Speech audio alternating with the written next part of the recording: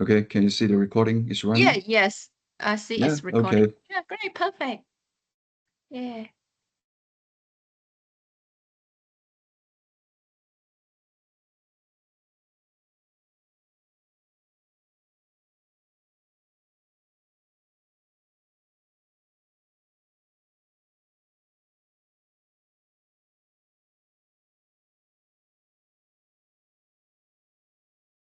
How about we wait for 1 more minute and then we start? Okay. Okay. Yeah. Great.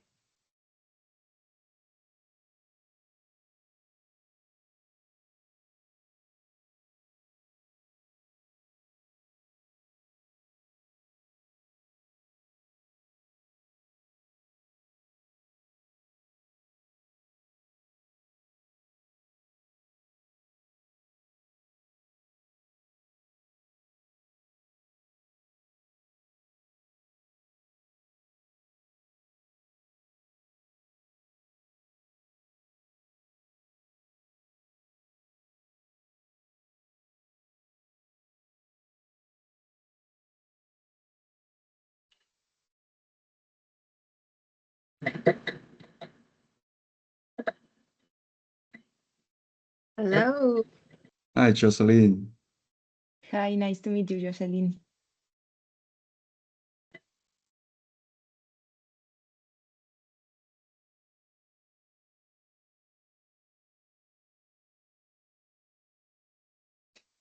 Okay, so I think we can start from now. So, all right. Ladies and gentlemen, a very warm welcome to our joint webinar. Whether you're joining us in the morning, afternoon, or evening, so we are very delighted to have you with us. My name is Hins Li, an IP director at Jiaquan IP Law from China. So it is my distinct pleasure to serve as the moderator of today's webinar. As everybody knows, in today's global economy, securing trademark registration for your own brand has become a cornerstone of business strategy. But as you may understand, it is only the first step. The real challenge begins when you need to enforce it against counterfeiters and infringers in complex markets like China, Turkey, and Mexico.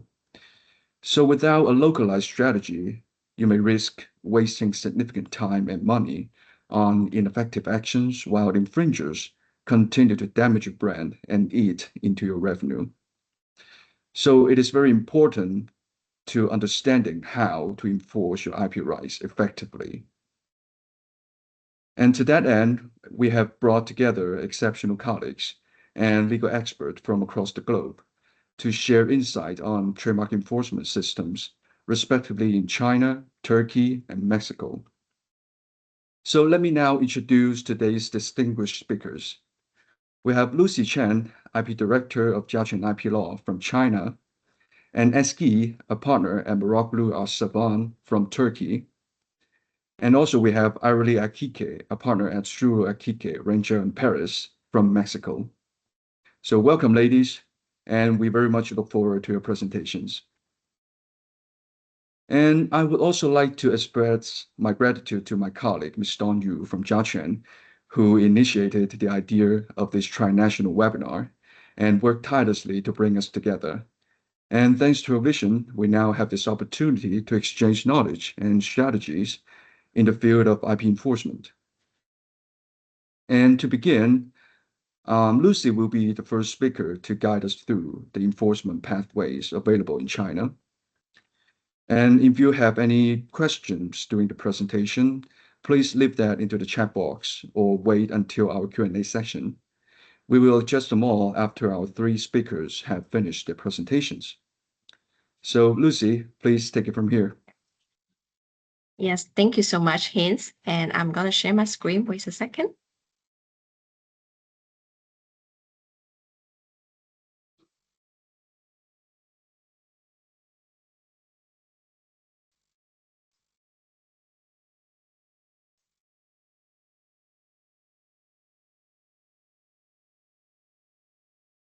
Is my screen sharing and moving?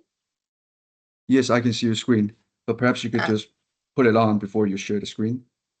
Is that? Yes. Yeah.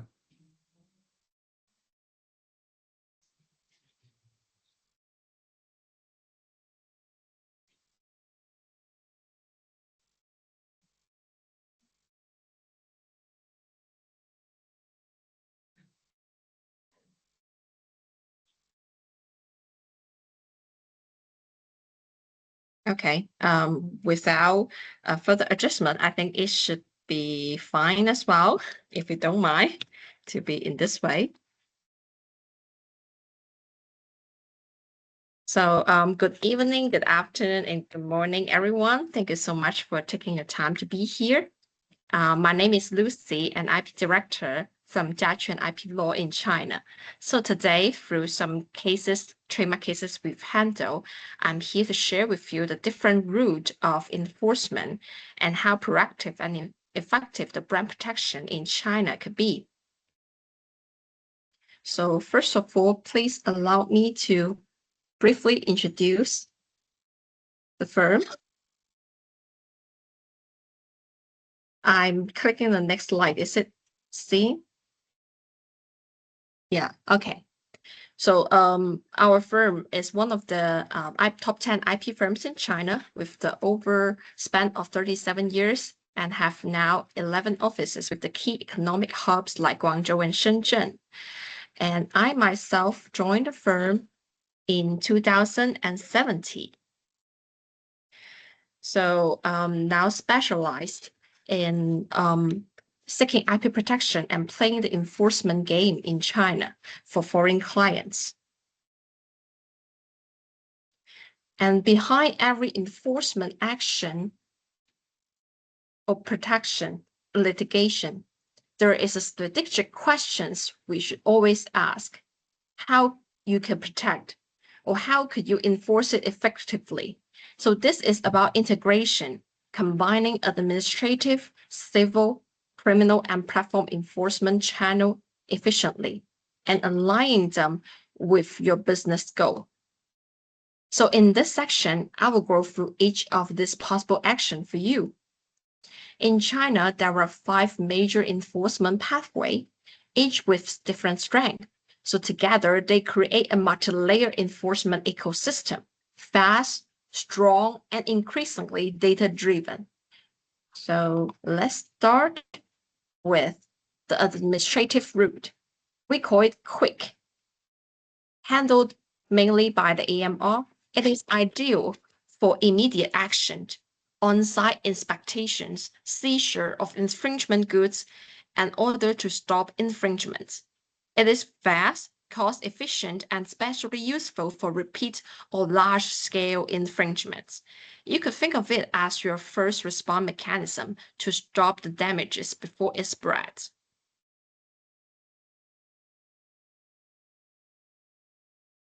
And here is a case that our team handled. We were assisting an international apparel brand that faced massive counterfeiting of their down jacket. But the real challenge was after you shut down one factory, another one pops up. I think most of you in this webinar may have similar feeling or experience before. And in China, counterfeiting isn't just an individual issue. It is an industrial cluster. In this case, we found the entire town producing fake version of the same product. So instead of fighting one by one, we changed our strategy. After testing, we discovered that this fake product doesn't contain real down at all. They use synthetic fiber or silk waste, but still market themselves as 100% goose down. That gives us a new legal angle.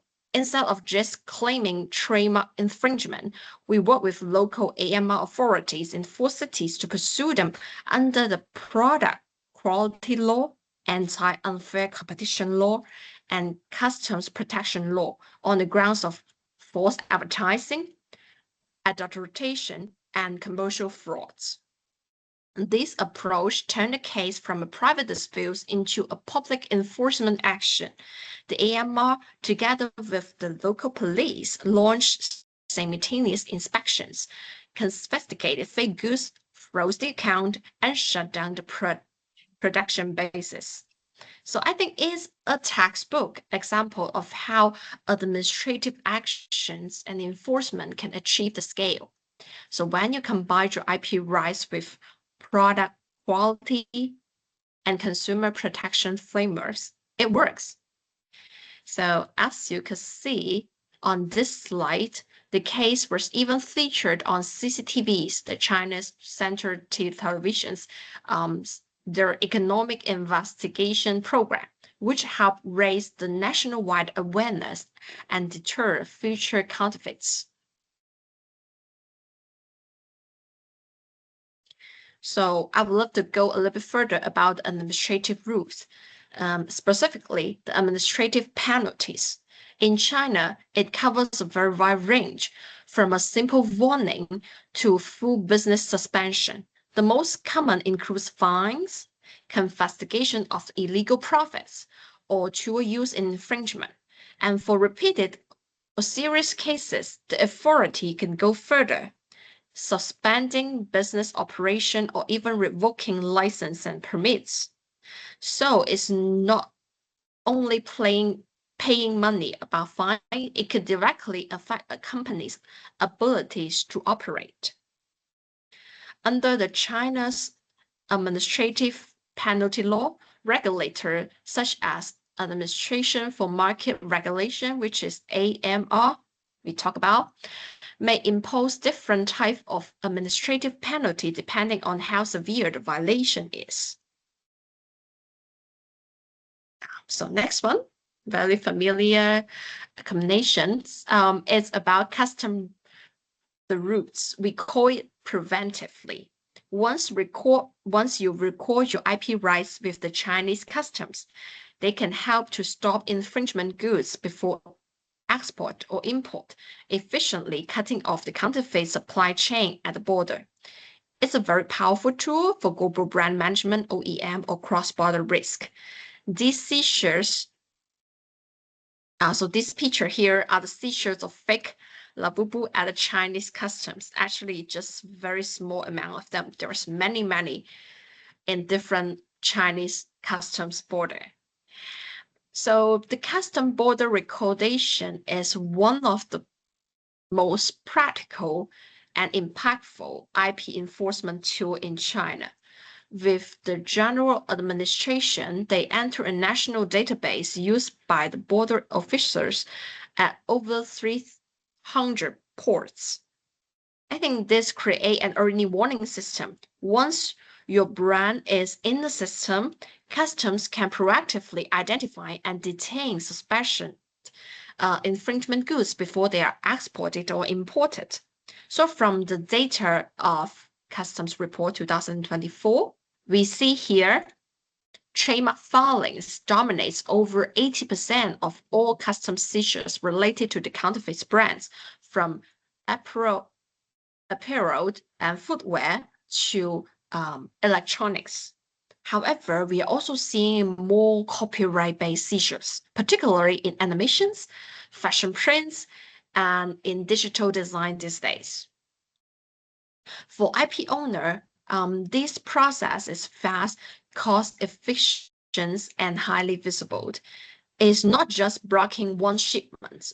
A single interception can stop thousands of fakes, protecting both your supply chain and your global brand reputation. And other key point I would like to emphasize here is that the customs seizure reports are admissible evidence. So these records can help you build a very stronger civil or criminal cases later on, showing a clear intent and scale of the infringement, which is very helpful. So by taking this chance, I'm also sharing one of our clients' cases. Is a Dutch company behind a legendary brand, ACDC. Some of you may be familiar with this. So the question we often get asked is, how does the infringement in China impact the overseas market? The answer is actually directly, because infringement goods produced in China are often destined for export to be sold online at trade shows or in stores in US, Europe, or other overseas market. So tackling the problem at the source is incredibly efficient. So for this brand, we secured the registration in a key class and then record them all at the Chinese customs. The total cost of registration actually even the cost of the recorder. How we could show is that actually this small investment pay off handsomely. Let's see. In just about 2 years, these recordos led to two successful interception by the customs. In August 2024, Shanghai Customs seizures 736 men's t-shirt bound for New Zealand. And in September 2025, Hangzhou Customs seizure 500 caps headed to Australia. The value of these goods are over $3,000, but the real damage prevent to the brand reputation and the market share in New Zealand or Australia were far greater than that.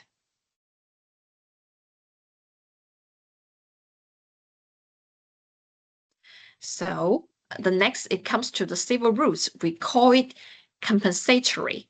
So this is where you could go to the court to claim damages along with stopping infringement and eliminating impact.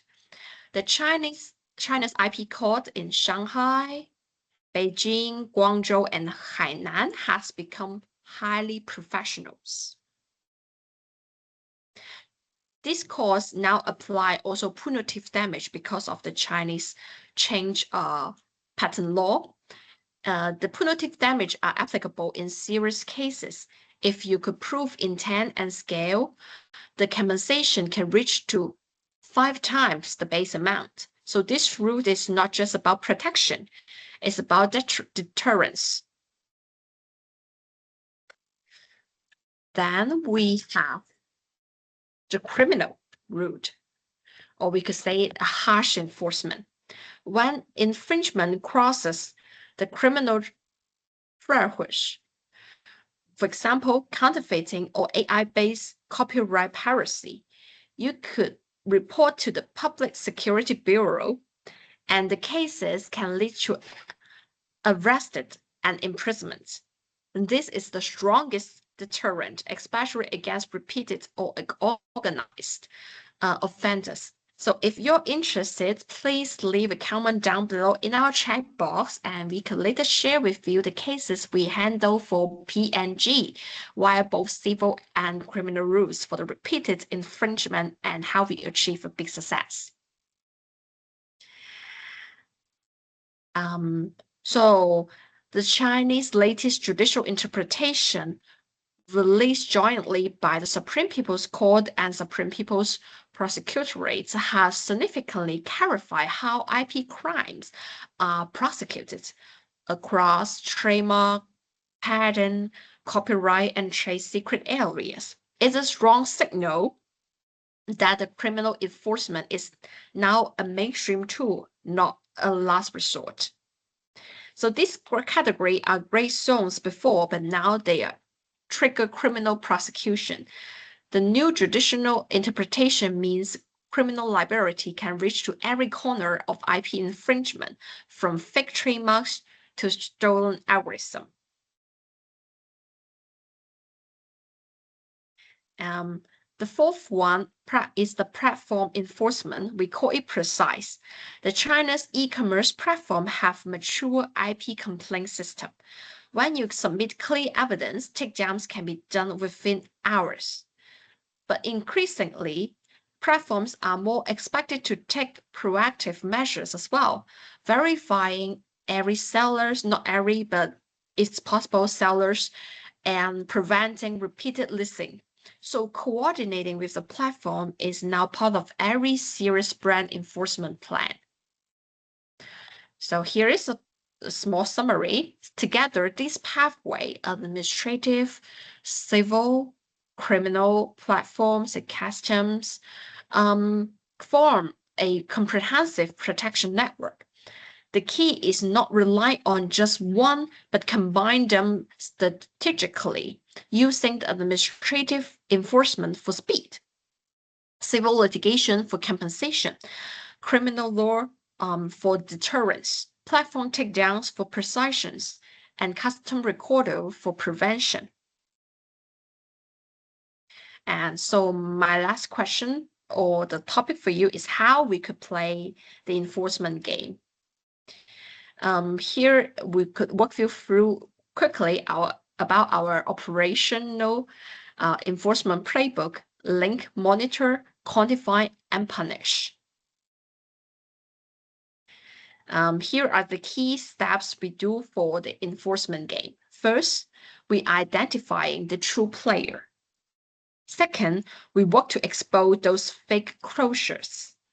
And third, we quantify damages. Finally, we'll apply punitive damage as much as we can with all of this evidence researched. In short, this system turned what used to be a small-scale files into a coordinated strategy, combining data, legal evidence, and deterrence to protect IP effectively. So here are some key takeaways for you. First, IP enforcement in China is multi-layer. It's not just about the courts, but also at the customs level, market regulations, and criminal enforcement all working together. And secondly, enforcement must be proactive, not reactive. The real strategy is to identify, monitor, and quantify and punish, not just to respond when infringement happens. And then build a strong foundation early. Finally, the most powerful results comes from data-driven proof and cross-agency cooperation like us, and with several also foreign firms. So when customs, police, courts align, the deterrence become real and visible. So this is what makes IP enforcement in China both challenging but increasingly effective. Thank you for listening. This is my sharing today. Thank you, Lucy. Thank you very much for the comprehensive introduction of enforcement mechanism in China. I'm sure the rules of enforcement game will be quite illuminating. And as you said, in the very last slide of your presentation, every creative work deserves real protections. Okay, before we continue, a quick reminder to anyone who just joined us the halfway. So if you have any questions during the presentation, please leave that into our chat box and wait until our Q&A section. We will address them all after our speakers have finished their presentations. So let us now turn our attention to Turkey, where our colleague Ezgi will share the available options for anti-counterfeiting enforcement in Turkey. So Ezgi, we look forward to your presentation. I will be sharing my presentation. Mm-hmm.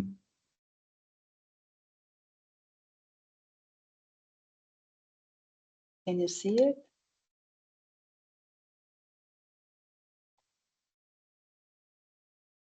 Yeah. Can you see my presentation? Hello, everyone. Good morning, good evening. I would like to thank you for the organizers for all their efforts to bring us together to talk about some challenging problems. Let me introduce myself. My name is Ezgi Baklacı Gülkokar. I'm a partner in an Istanbul-based law firm, Moroğlu Arseven. My firm is a general practice firm with a strong IP department. Our IP practice is actually leading among other peers in Turkey. And I have been practicing in the field of IP for almost 20 years. So I would like to start my presentation. My presentation structure is almost similar to Lucy from different aspects of enforcement options. But here are the main headlines of my presentation. First of all, I would like to start with why Turkey is important in enforcement proceedings, and I would like to give you a brief information about Turkish legal IP system, temporary legal measures like preliminary injunctions, and main proceedings.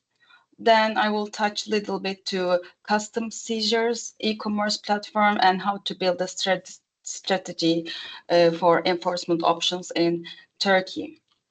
So to start with, why brand owners need to consider when they are strategizing brand protection activities.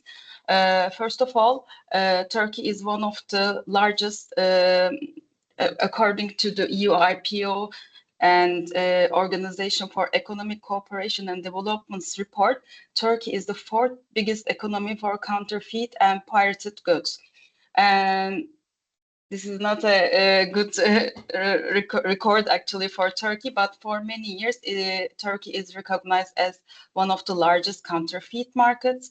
And also, when you look at the strategic position, it is a gateway to Europe. So most of the counterfeit goods goes to Europe from Turkey.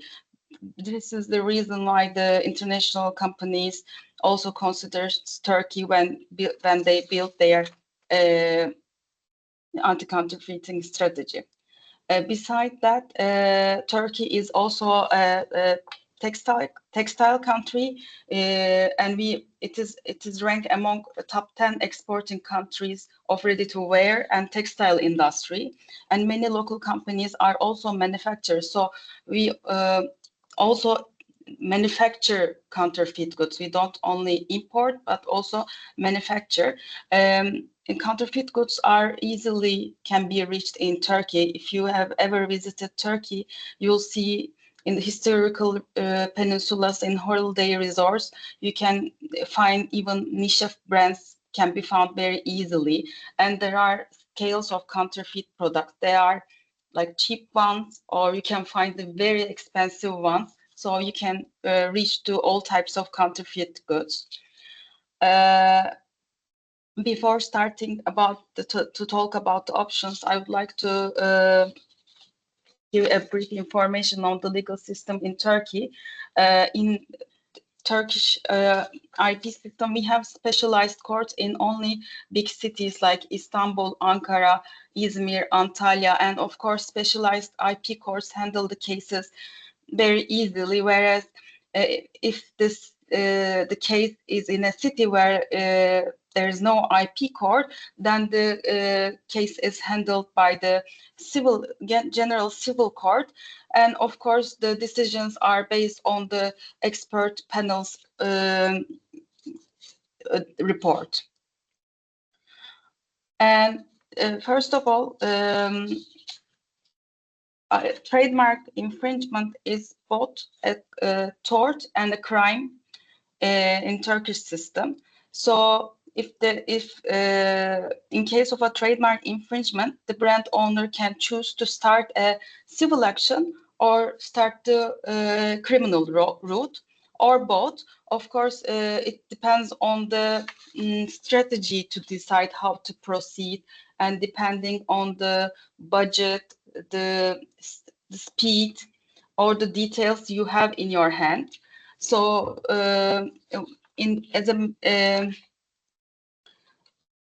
main proceedings, in civil actions, the brand owner may request the determination of infringement and elimination of infringement, as well as the damage.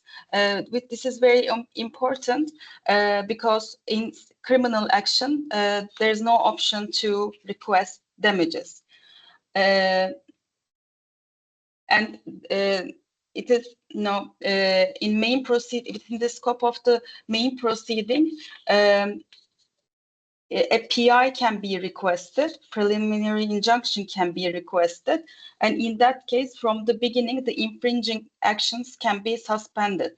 But the civil actions take longer time comparing to criminal actions. So in the first instance court stage takes around 2, and with the appeal stage, it might take around 4 or 5 years to get a finalized decision. And this is a very long time.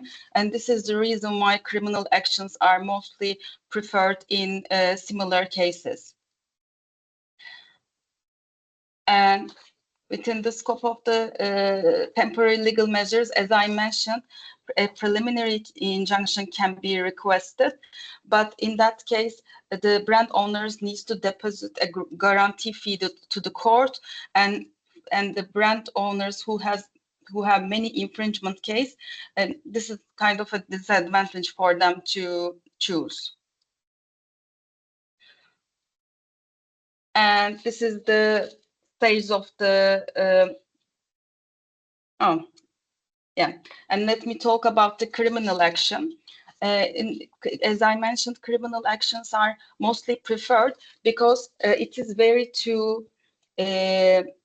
very easy to prevent the sales of the goods within a day. So with a complaint within a day or two, it is easy to get a raid warrant, and with the raid warrant within the same day, the brand owner can prevent the sales of the goods. In criminal actions, the lawyers as us play an important role. It is not like the administrative proceeding where the operation is start ex officio. The lawyers plays an important role.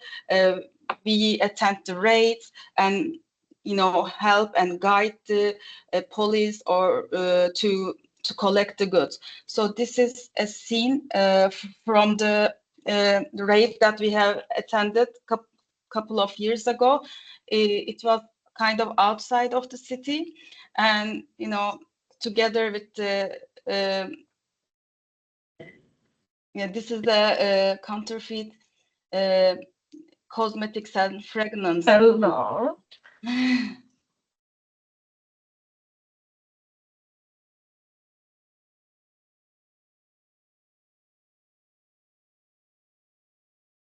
So it's like a big organization.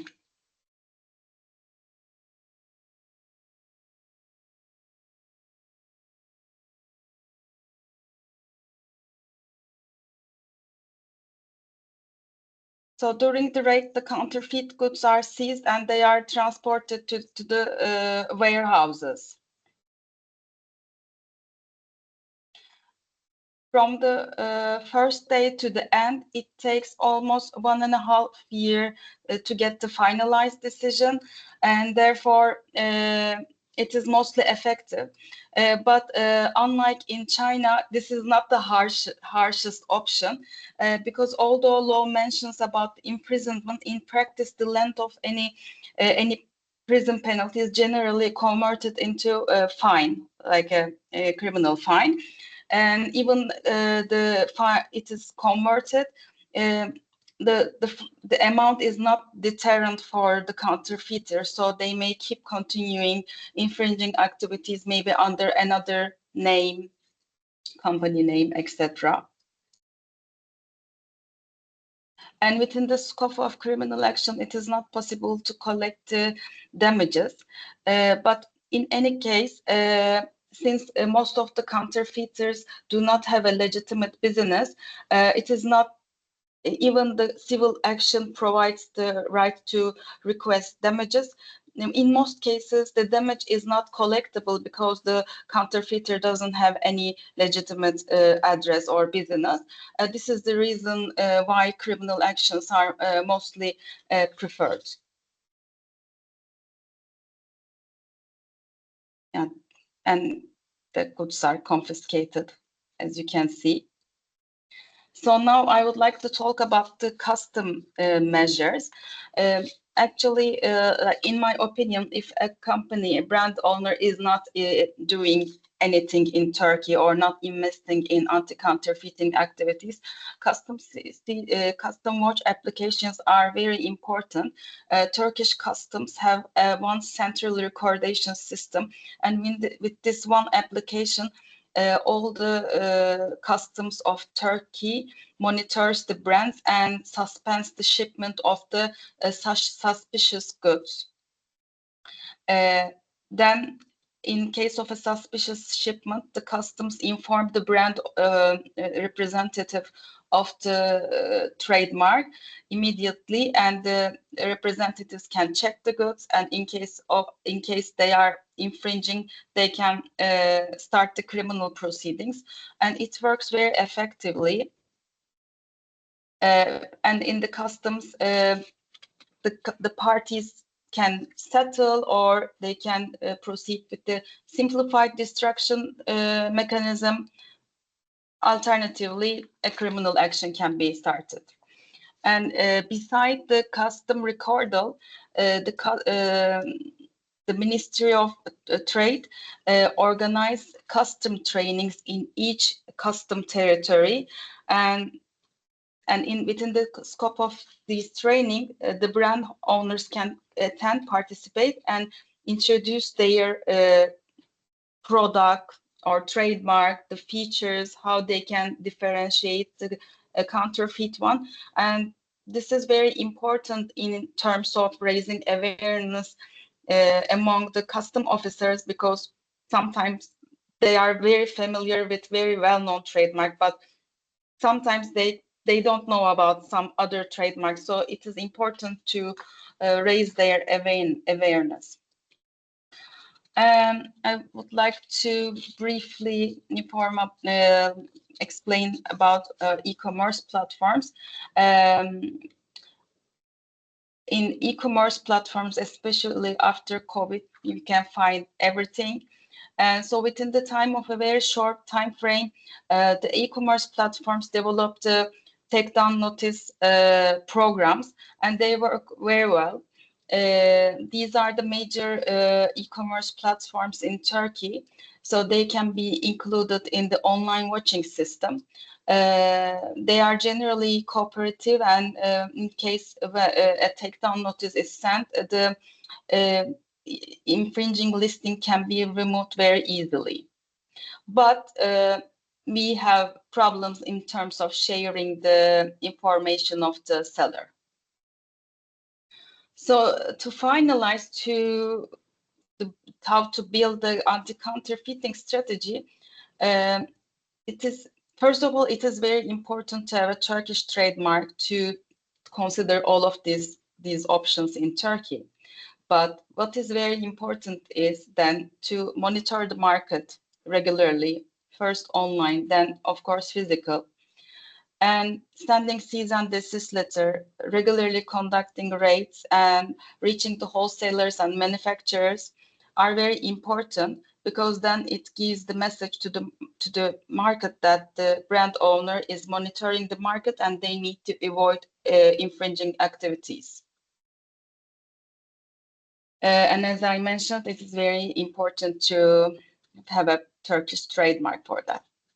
And that is all I have to say about Turkish market. And if you have any questions, I will be happy to respond. Thank you for your time. Thank you, Ezgi. Thank you very much for your valuable insights into Turkish enforcement practices, and especially for the anti-counterfeiting strategy, which is definitely worth to notice for all of us. And now let's shift our focus to Mexico, where Irely will walk us through the trademark enforcement landscape here. And Irely, the screen is yours. Yes, thank you so much. Thank you for this opportunity. For me, it's a good experience and good, obviously, to learn about the China system and the Turkey system. It's very impressive and it's very interesting. And when I was hearing my colleagues, I was thinking that we have the same problem and we have the similar actions now in different jurisdictions, but it's very important to know that all countries, we have the different or the similar enforced actions, infringements and activities with our authorities now, and it's very, very useful for me. Thank you so much for this opportunity. In Mexico, we have three. Sorry, I need to introduce myself. I am Irely Aquique. I am partner at Zuru, and before I was working at INPI. INPI in Mexico is the Trademark and Patent Office, and later we can see the other powers that this administrative authority has. But I was working around 25 years in this institute. My last position was I was in charge of the administrative procedures in this office. No, these procedures were obviously infringement, the copyright infringement, the industrial property infringements, but also the authorities in charge of the invalidity procedures, lapses, procedures. So now I am working. Working at Tsuru since almost 7 years, and I am in charge of the litigation area in the firm. And now I want to share with you our system. In Mexico, we have 3 legal procedures. One is civil actions before civil court. It's important in this point because about the copyright infringement, these civil actions, more or less, I think that we in Mexico, in our system, started maybe 15 years ago, no? When we included the civil actions or the infringement actions in the civil, in this legal procedure, the lawyers, I remember, because I was at INPI, they told me that was not effective because we don't have the specialized judges in our matter, in the IP matter, no? And because of that, the practitioners, we prefer to go to the administrative authority. And 5 years ago, in our federal law, federal industrial property law, included the civil action for the trademark cases, the trademark infringement case, no?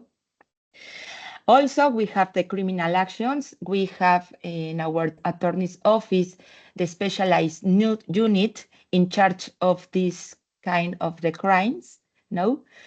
And last, we have the administrative actions. These administrative actions in charge is the INPI. INPI is our register office, but also they have powers to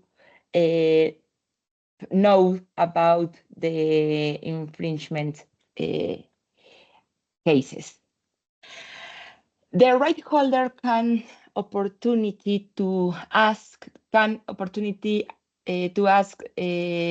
authority the imposed of the provisional measures. Our law establishment 6 kind of the provisional measures. One is stop infringing activity, is the suspension measure. No, it's very important, these measures, because the authority, the INPI, can order the infringer to stop the activities, manufacturing, sales, import, etc. The other is seize goods and materials. This seize can follow to confiscate products, packaging, advertising, and machinery used for the infringement conducts. Other is close the business, no, for more or less the law establishment between 30 and 9 days to close the establishment. Other is hold goods in custody, no, place suspect infringing goods in deposit so they can be sold. Block imports the cost in goods at customs, and remove online content.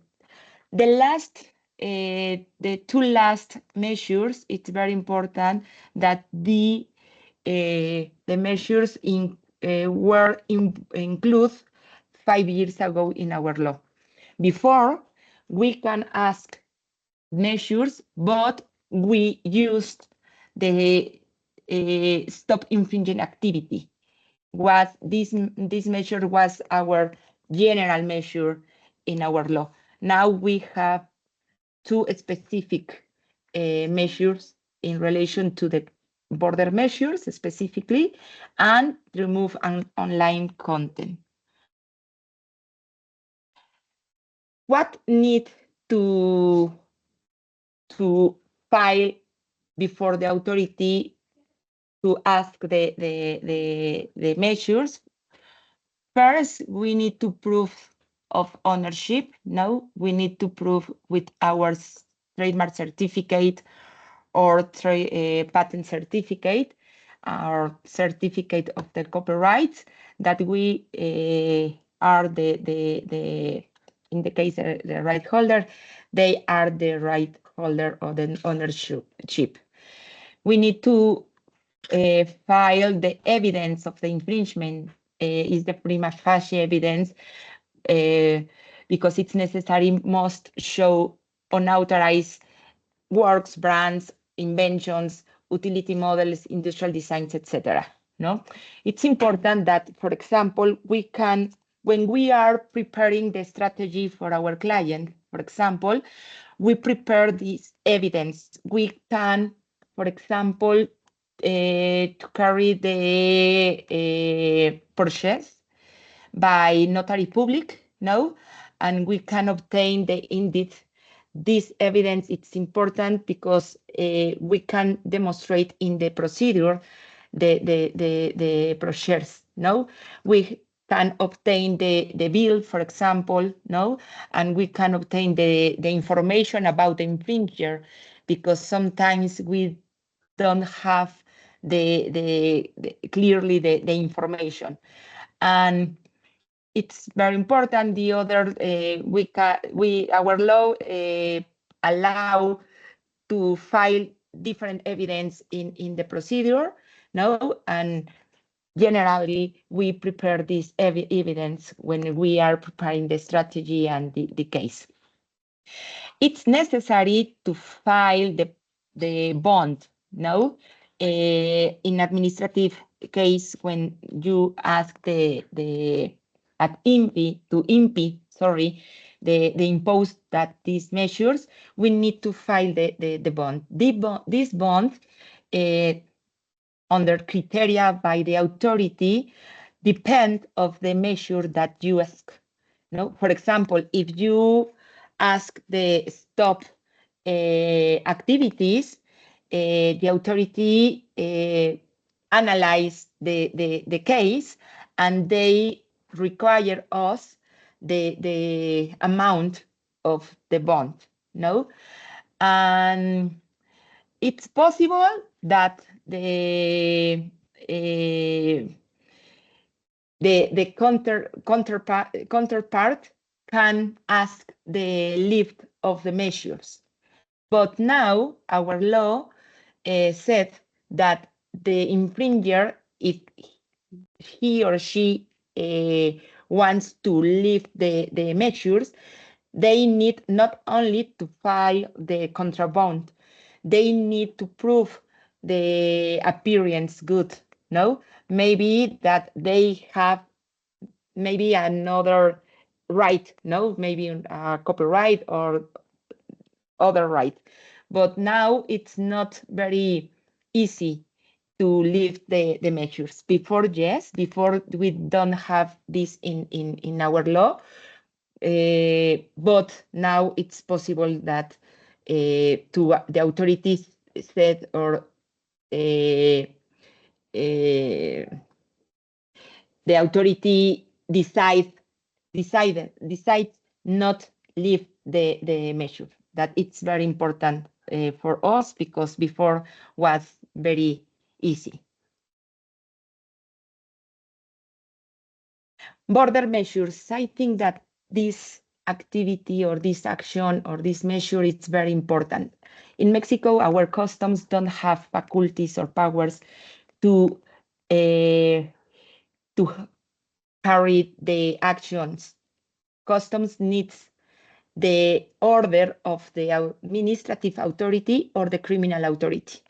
No, they collaborate with the competent authorities, but they don't have faculties or powers to impose or to detain the containers. What happened? We have, since many years ago, the trademark database administered by customs. The right holder can register their trademark in this database. Note, and this tool, it's, in my opinion, it's very important because the customs or the official of customs can identify when they receive the container if these products are genuine originals or not. When the right holder register their trademark in this database, they need to give the information that they need to give. It's obviously the trademark, the design of the trademark, the service, the products that the trademark protect. No, they need to give, for example, if they have the authorized distributors, no, they can give this information. When the official customs review the importer, the importer name, he can, or the official can decide that it's correct or not correct because the importer is not in the list of the right holder give them, no? And in this registration or the register also, they need to give the information of the representative, no, the email and this information, because when the customs review the container and they review that the information not it's the equal or that they have registered in their database, they send the email, the alert to their representative, the lawyer, the representative, no? And we receive the alert and we have 5 days, business days, to file the criminal action or the administrative action, depends, no? And this, in my opinion, is very useful because the right holder can receive this alert and they can decide if they want to initiate the action or no. No. For example, the information that the customs sent us is the name of the importer, the pictures, no, the goods that they can import, and the custom where the products are, the container are, no. But well, it's in my opinion, it's very important to have these actions because it's more effective, no, to stop the container if the container had 1,000 and 1,000 products, and then the right holder needs to go to the different points to do the actions. What happened in the administrative proceeding?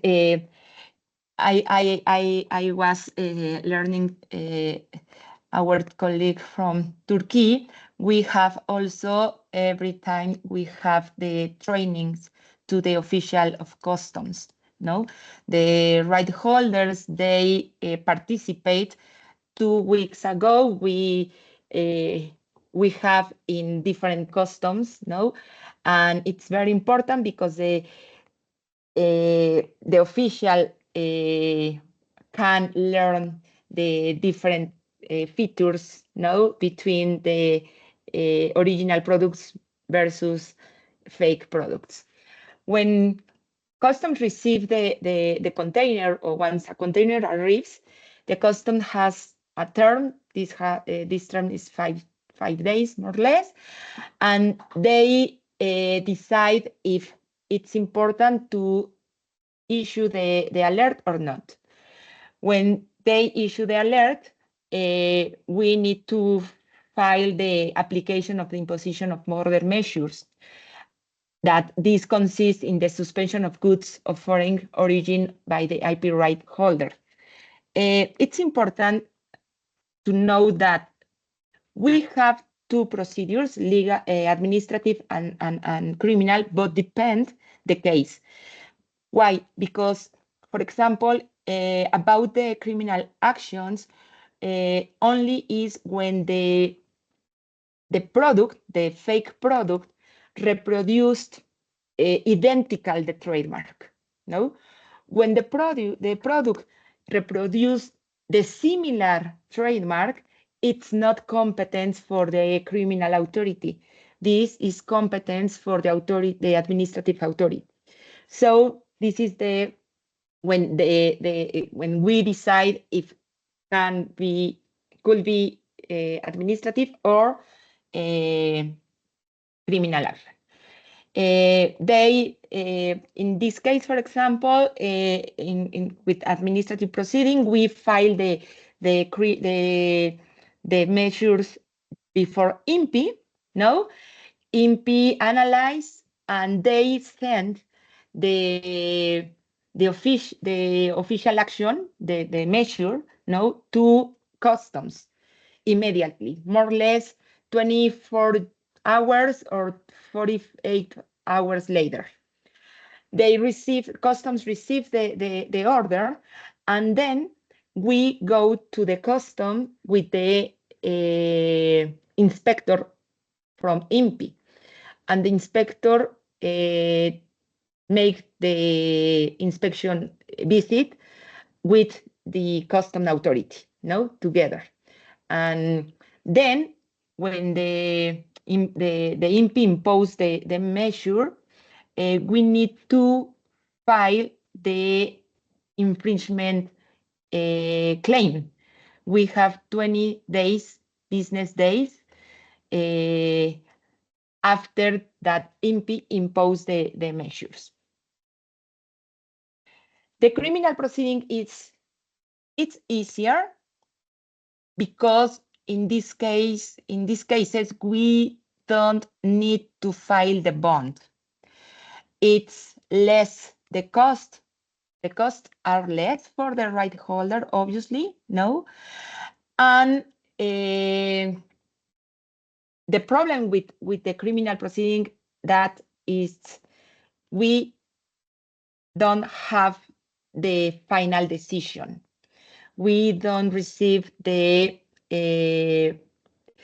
sanction for the infringer, no?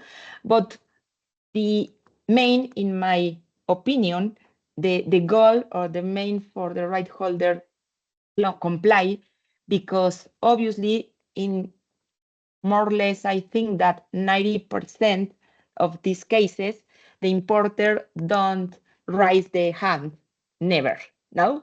Obviously, the container is abandoned, and obviously these products, these goods, fake goods, are in the customs, but don't enter to the market, no? But it's very common that the importer, that they know that the products, their products are counterfeit or are illegal, no? They never said, this is my container, no, this is my product. It's not common that as this situation. Because of that, it's important because you can ask the destruction of these products them.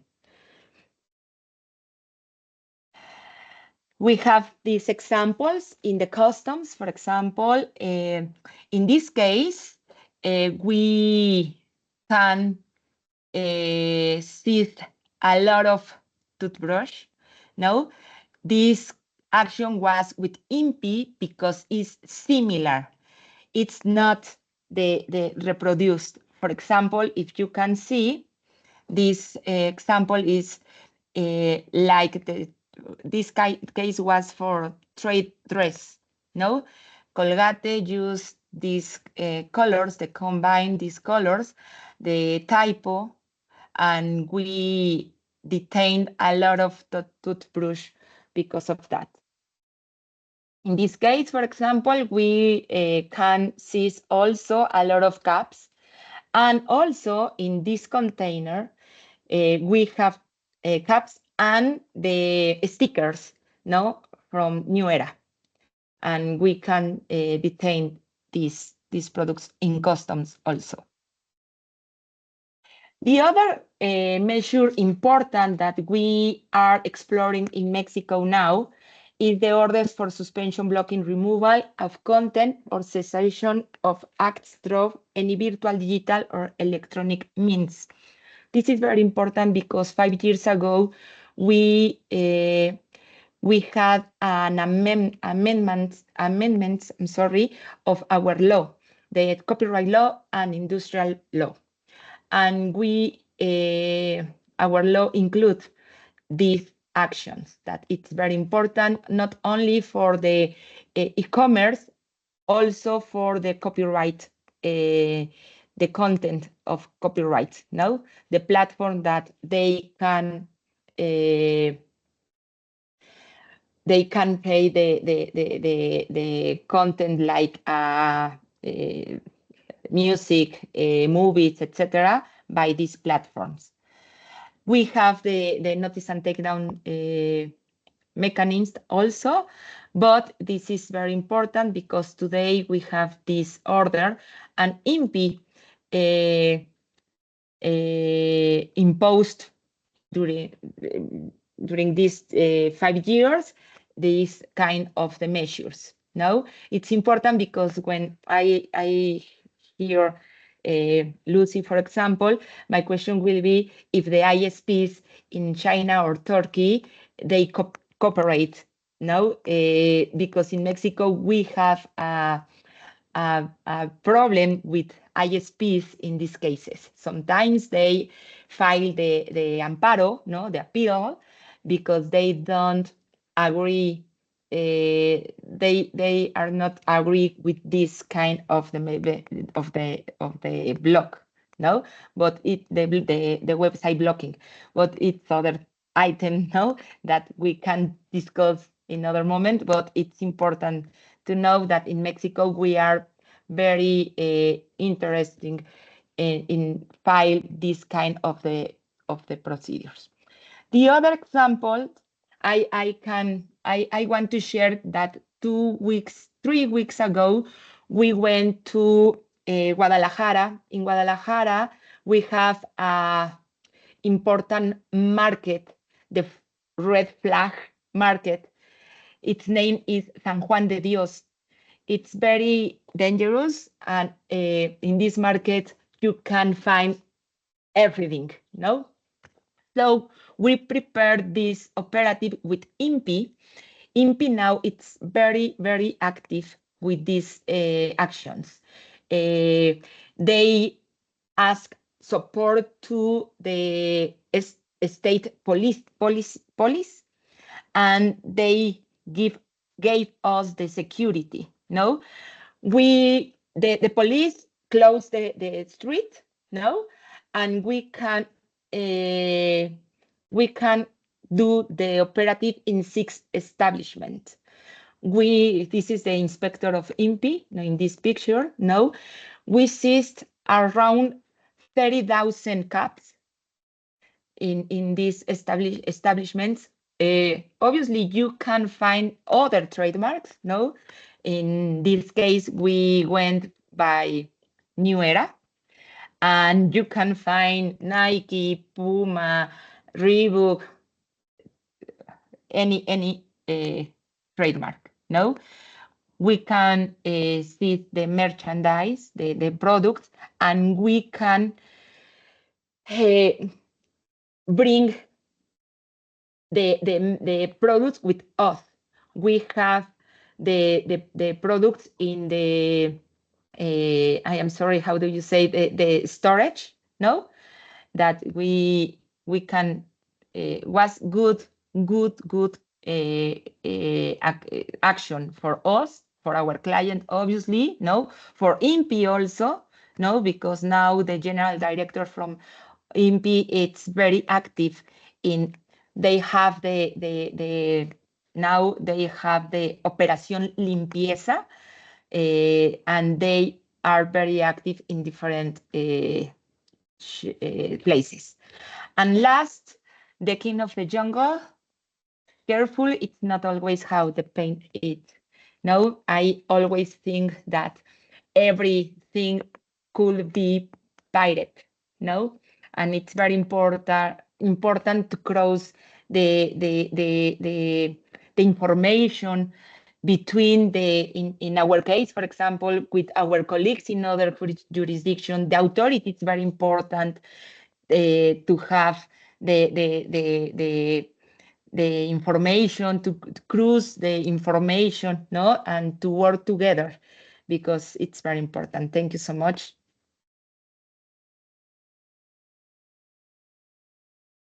Okay, thank you, Irely. Thank you for sharing such thorough and detailed analysis on the enforcement mechanism in Mexico, which is also pretty helpful. The case examples are interesting as well. Thank you.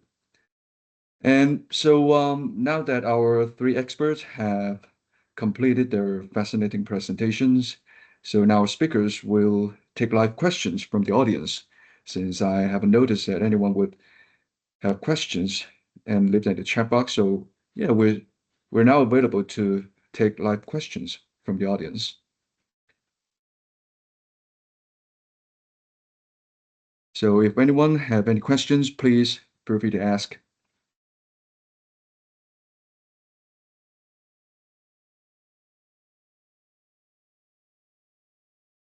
Okay, we have Martha. Martha, raise your hand.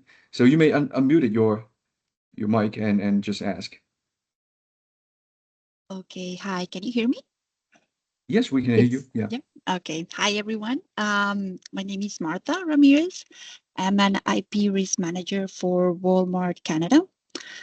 First of all, thanks to all the speakers for your valuable insights today. I have two quick questions for Lucy.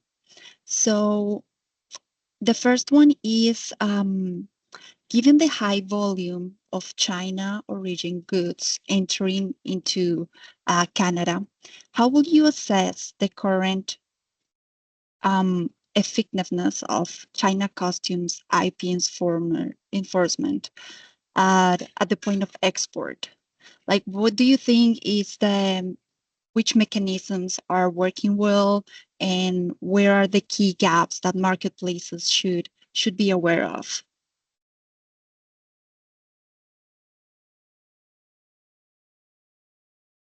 Thank you very much, Martha, for your question. I think it's quite very broad things, but the first thing coming to my mind is that we are combining the trademark protection with the Chinese customs, and no matter it's import or export. So, for example, let's say the infringement happens in China, it's an OEM or the infringement, and then they did not sell in China, but then export, for example, to Canada.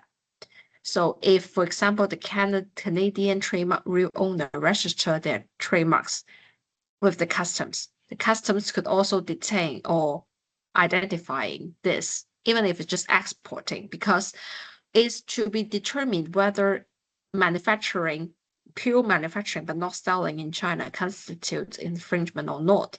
But it's a kind of changing trend.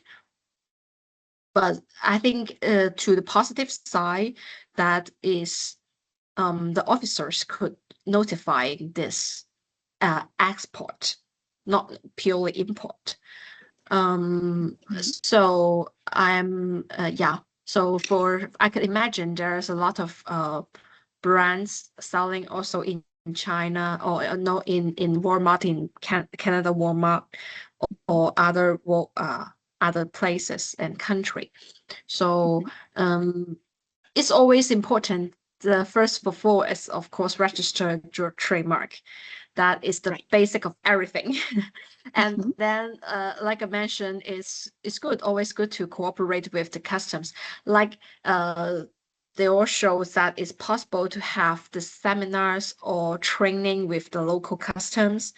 It's not mandatory in China, but it's possible to host similar webinars or on-site teaching seminars with the local customs as well. Okay.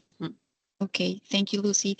And my second question is, okay, so we are talking about maybe being proactive and register the trademark, but what about when we already have a claim or we want to report a seller or exporters?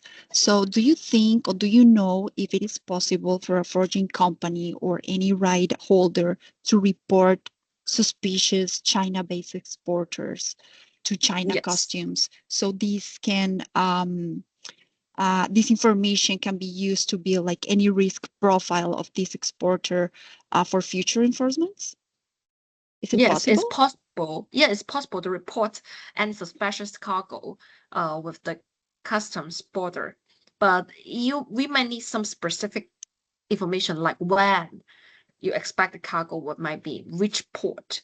So I think it's important that you work with like a local investigation team to identifying this information before reporting, because it could not be a very broad, then it means if it's too broad, it means nothing. You have to be a very specific hints for them to locate that cargo. Yeah. Okay, so we should be reporting the cargo instead of the exporter?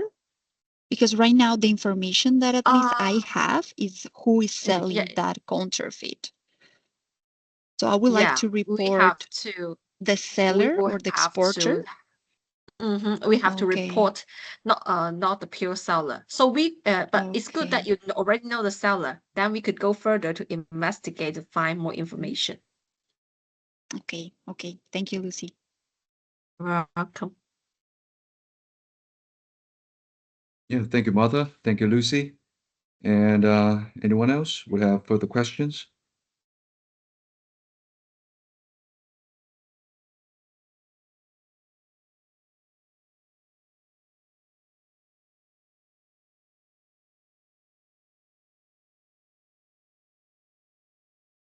So may I also take this advantage to ask similar questions? Is it possible to report the seller, not the porter or the specific cargo, and in Turkey or in Mexico? When with the customs, technically it is possible. In some cases, some clients have very specific information about the shipment, the destination.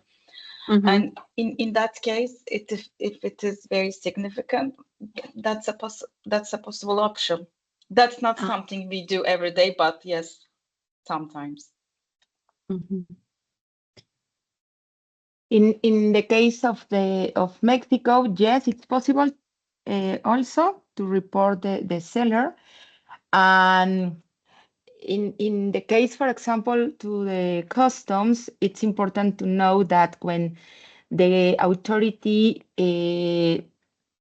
issue the final decision and they decide the declare the infringement, the importer can lose their patent to import. No, so it's important to have that part.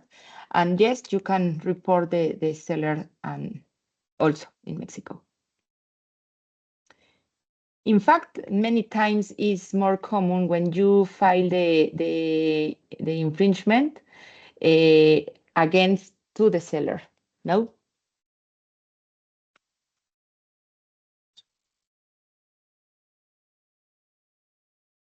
Right. Thank you so much. I have a question? We have a question, I think, from Martha. Oh, no. It was a reaction. Thank you for all your answers. Thank you. Yeah, no worries. I also have a question. On the infringements taking place in online market. Now, this is not about us, right? No? Yeah, no worries. Yeah, someone was just. In the infringement taking place in online marketplaces, in repeated actions, those the platforms are somehow obliged to share account details, banking details, etc., to have more information about the account holder seller.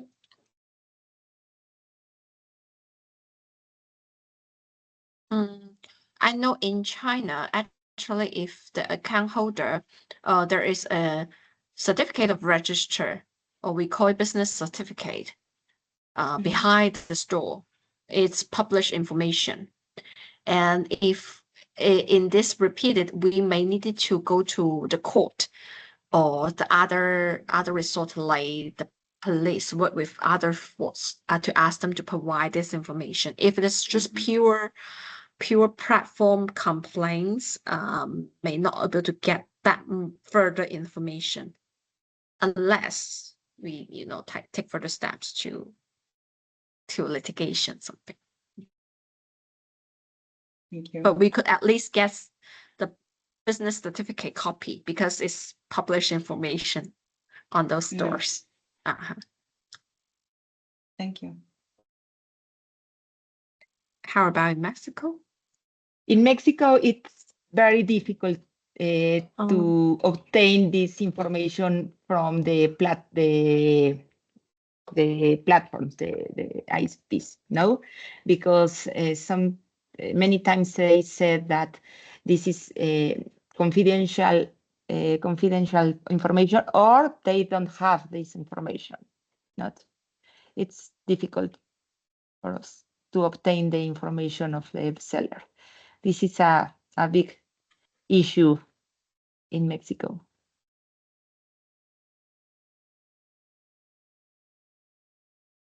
Thank you. Yeah, thank you. Thank you, Irely. Well, if you may, I also have a question for you, Irely. So you mentioned in the custom seizure things, and when we need to ask the customs to take seizures to obtain the products of the containers. So what kinds of documents we need to provide to the officials? And like you mentioned, we have to provide the trademark registrations or the importers or exporters names, and what else? Could you please just repeat the information for me, because I think that it should be also important for us to know what kinds of information should we provide to the official in order to continue this process. We for customs to seize the container, they need the order from INPI or FGR. No, we need to file the evidence or the documents before INPI or FGR. For example, the certificate of the trademark, the POA. No, we need to file our power of attorney. We need to file the evidence, like maybe the purchase with the infringer. No, and when in the case in the customs, only we need to prove that we are the right holders. We have the representative to initiate the action. No, and it's only because obviously the proof, the big proof will be when the authority detained the container. For the customs actions, it's not necessary to file before customs any document. Now, if we want to register our trademark in the database with customs, we need to file the power of attorney. We need to file the certificate also, no, and the other information that you need to Yeah. to Remember have Coming in to this. America where he's like, bark like a dog. Arf, arf. Okay. Yeah, don't worry about it. So sorry. This is my response. I hope that clear. Okay, okay. And you also mentioned that the official may send an email to the representative when they notice something might go wrong, and then they just send email to the representative. And how many days do we have to respond or to decide to take what actions against them? When you file the action but before INPI for customs, more or less 3 or 5 days. 3 or 5 days. We Okay. go to customs, yes. But customs receive first. They receive the order between 24 hours or 48 hours later when we file the action. Because customs needs to have the order immediately. No, INPI sent the order, customs detained, and more or less 3 or 5 days later, we go to customs with the inspector from INPI. Okay. Understood. Yes, Thank it's you. very quickly. Yes. Yeah. Thank you, Irely.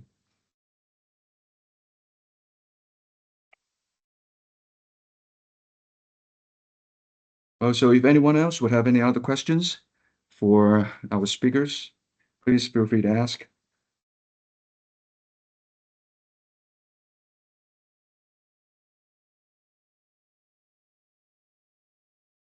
Okay. Well, so in that case, I think it's about time to wrap it up. And yeah, I would like to extend my sincere thanks to all the attendees for your participation. And a special thanks to Lucy, Ezgi, and Irely for sharing their insight and expertise for us. And so if you have any further questions, please do not hesitate to reach out to the experts. And I'm sure you've marked down their contact information. So yeah, just reach out to them if you have any questions.